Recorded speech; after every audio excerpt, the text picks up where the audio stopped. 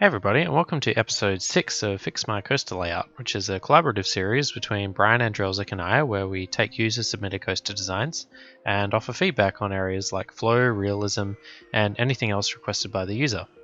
So in the last episode, we actually looked at a non-coaster layout in Thor II's log flume here called the Silver and Gold Log Flume Co. in the middle of their big sandbox park Six Flags Coaster Kingdom. Before we take a look at Brian's redesign, I quickly wanted to show a few changes I made to mine after I published my video. I had some feedback regarding the height of the slalom-y kind of section up here, which I did agree with actually, so I kind of lowered that a couple height units, and that also had the knock-on effect of reducing the overall length of this section before the first lift hill, and then I was also able to put in a more reasonable size splashdown for this kind of first major drop of the ride. So there were some changes I quickly made. So yeah, I think it's a bit better proportioned overall now, and it actually wiped off about 50 seconds from the total ride time, which was great. Anyway, we'll now jump over and look at what Brian did for his redesign. So this is Brian's redesign here. Now Brian actually went a few steps further than me and pretty much demolished the entire ride and started from scratch. He did however re-implement this big kind of final drop and main splashdown section, which was kind of the original request. I really like the use of the mining theme sets throughout. It just looks really clean and really well, interacts really well with the main log flume channel here. I like the nice little waterfall and the nice shrubbery around the water as well. I actually quite liked this little detail here where what looks like to be a bit of a pump and pipe system, which basically takes water from the main body here and I assume kind of hoses down this main lift here, which I thought was a really nice little touch, and as an engineer I can certainly appreciate little details like that.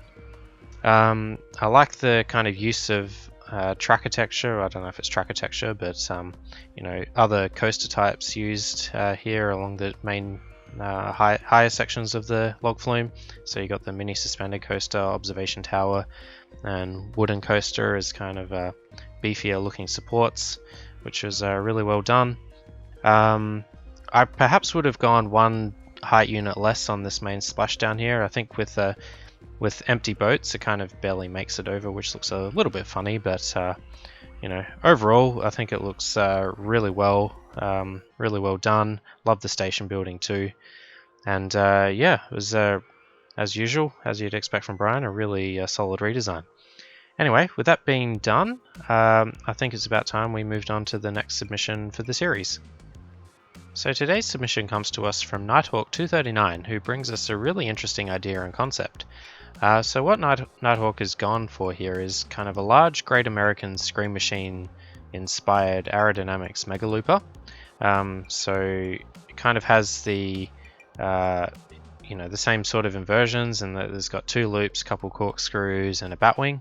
But what's different about this is the order that the inversions are taken, and the way that these two loops have been somewhat stacked next to each other near the station here. Now with a lift hill speed of 6 miles per hour, it's actually been made so that the train coming off that mid-course brake run syncs up really nicely, as you just saw, through this turnaround and through each of the loops, which I think is a pretty damn cool idea. Might not be hugely realistic, but it's still something that I would kind of like to keep in the redesign.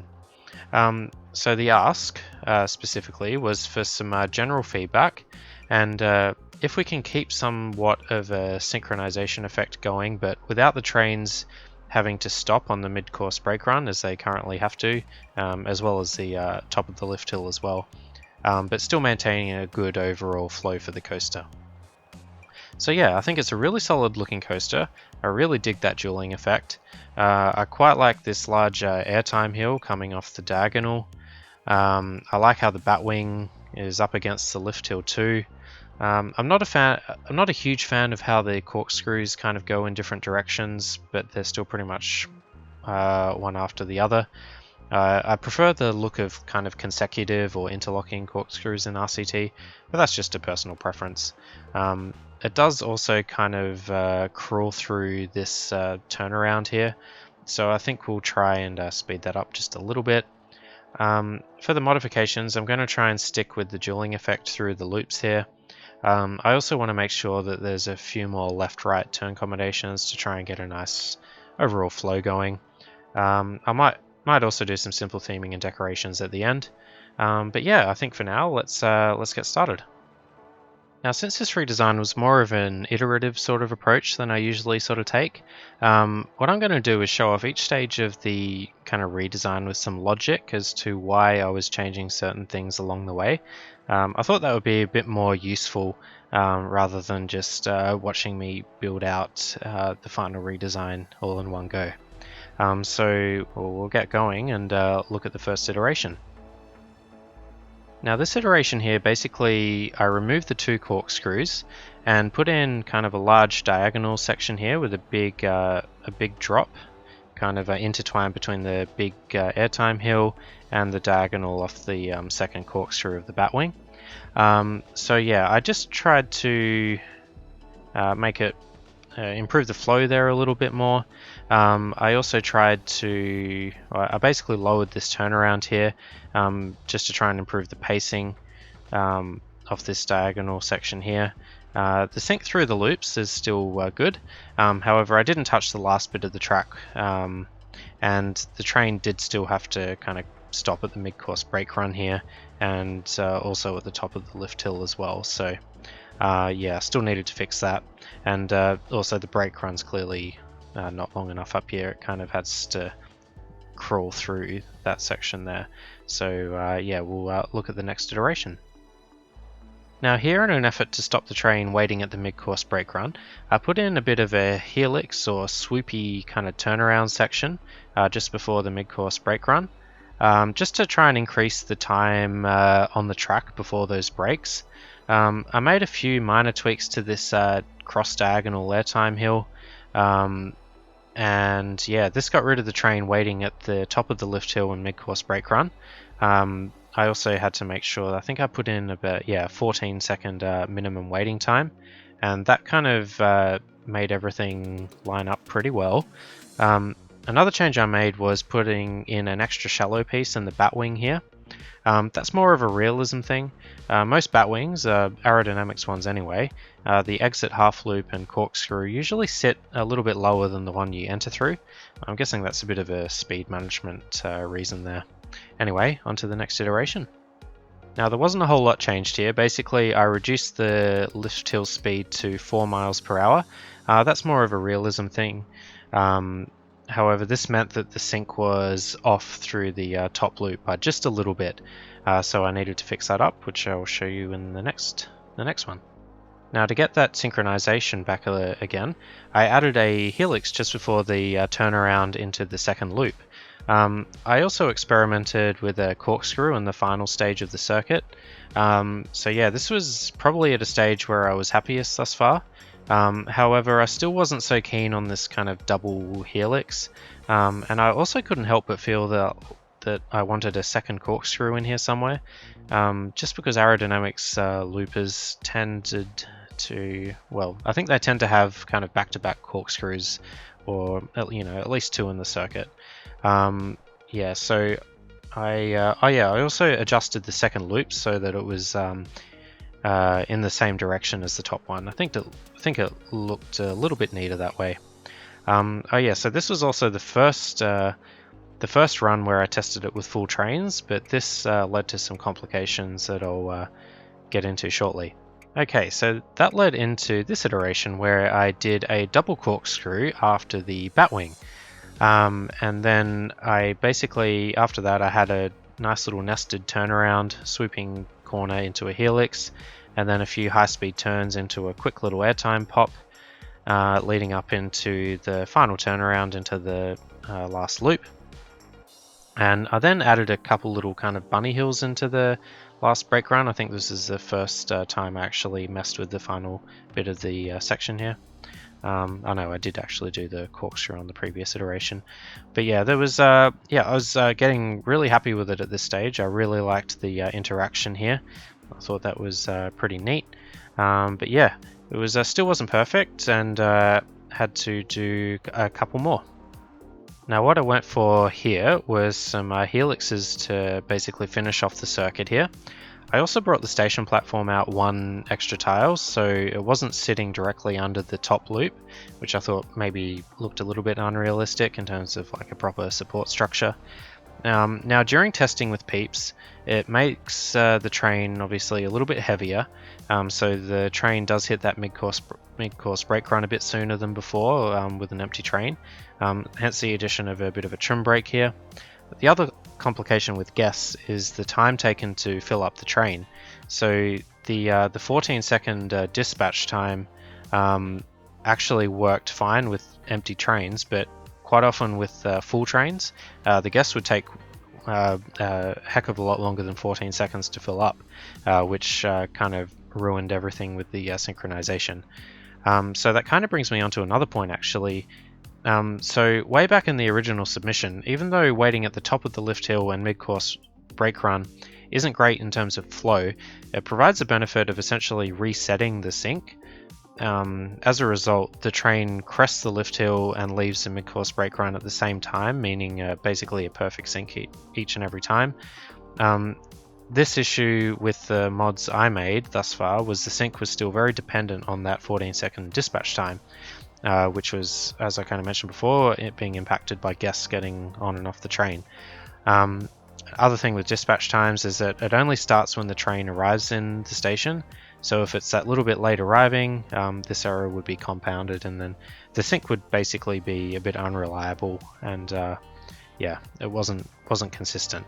So what I needed to do was to somehow reintroduce this kind of reset point.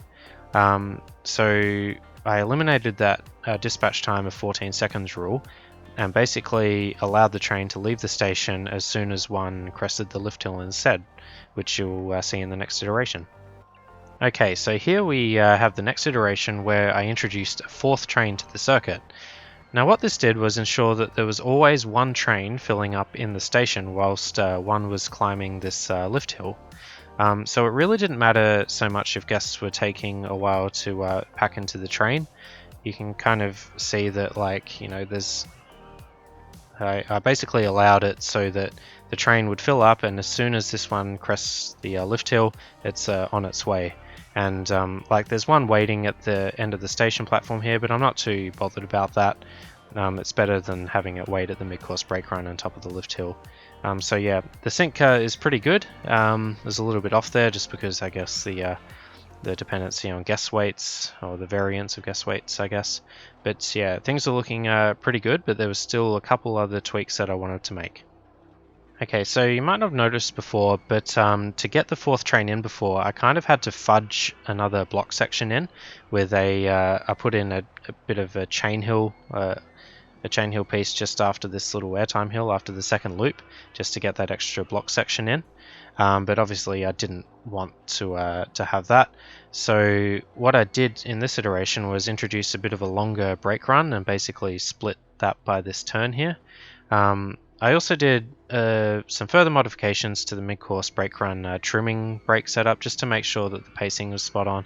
So I think the second, or the brake before the block brakes, is actually set at a pretty low speed, and it does kind of hold it as it goes down this swoopy turn, which makes it maybe a little slow through the rest of the the second half of the batwing and the two corkscrews, but I was pretty happy with how it looked overall. Just played with the final section of the track here as well. Just I think the helix setup looks a little bit nicer there. So yeah, I think this is the final layout I think I'll be going with.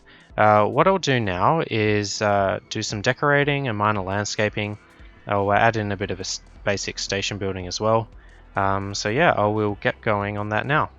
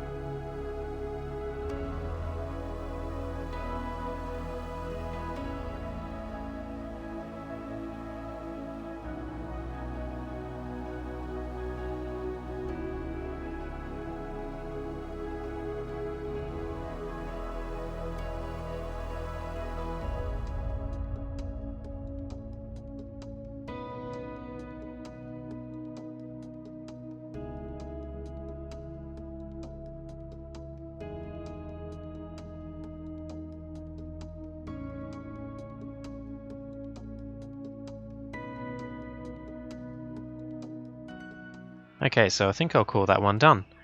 So I spent quite a bit of time thinking about viewing areas here because I really wanted to emphasize some of these key bits of coaster interaction.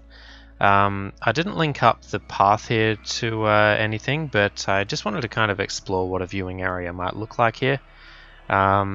So I made a bit of a sculpture at the entrance in the shape of an arrow because the original design was in fact called Arrowhead, and I think that one turned out pretty nicely. This is meant to be a bit of a driveway for maintenance folks. I also put the plaza on a bit of a hill just to try and give the best possible view of the two loopings here. So that's what I was kind of going for there. For those that are interested, the stats went from about 6.7 to 7.3 excitement, which I think is mostly down to the additional scenery I used, and the intensity and nausea also went up a little bit from the original as well. So probably the most technically challenging entry that we've worked on so far. I hope you enjoyed kind of going through each iteration of the redesign as opposed to just watching me struggle through a whole build. So thanks to Nighthawk239 for sending in this design. Make sure to go over and check out Brian's redesign as well.